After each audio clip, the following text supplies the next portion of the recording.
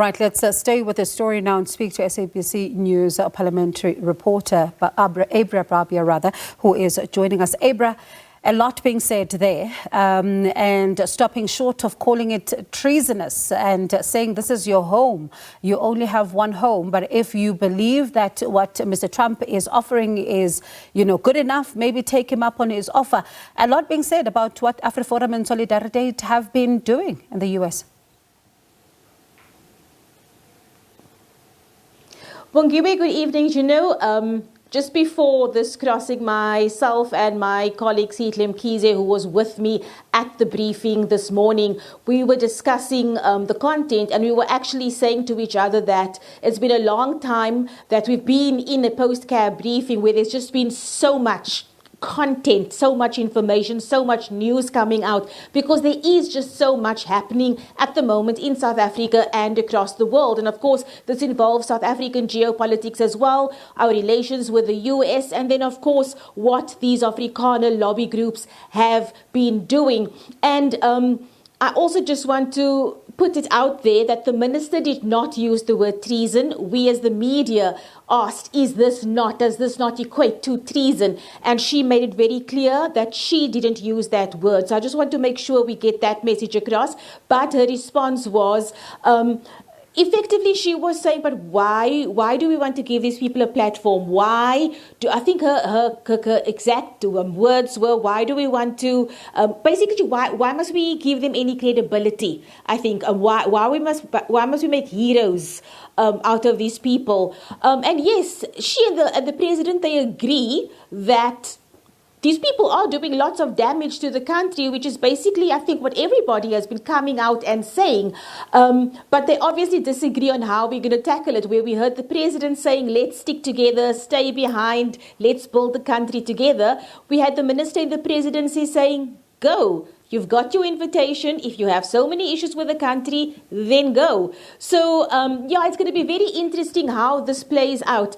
But she was at pains to thank the country, to thank the media for just setting the record straight. Because, in this time of misinformation, in this time of false narratives being spread through the media, obviously it's very important for the correct information to be getting out there, especially on an international scale where South African policies and legislation is not necessarily portrayed in the correct manner. And this is now the image that is being painted of the country abroad, which is very damaging to us. Bongiwe? Especially when you think about the fact that some of the things that are being said, right, when you go through the act itself, they simply aren't there. And one wonders then, where does that information come from? But also another issue, as you say, it was such a statement that was loaded with so much information. You don't even know where to begin when it comes to a top story. And I don't envy your job tonight. But there is that postponement of the budget speech as well, right? And the minister saying that it's as a result of efforts by cabinet to collectively address the nation's funding challenges within a constrained fiscal environment. That, of course, also popping up when it comes to that cabinet meeting. Of course, this has been the topic of conversation every day since last Wednesday, as you know, and it will be an ongoing conversation over the next few days until that speech is delivered.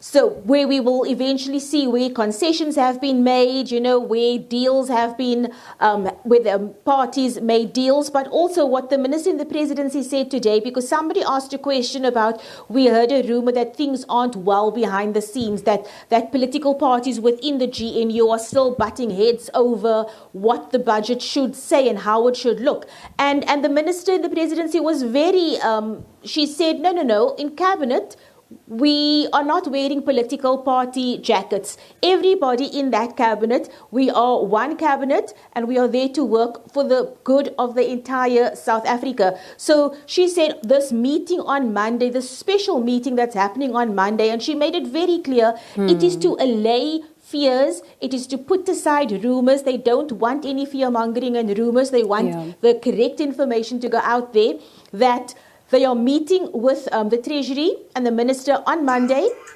Cabinet is going to give its final input, And then from there, the minister and his people are going to go back, crunch numbers, and then we're going to obviously see the final draft of that speech next week.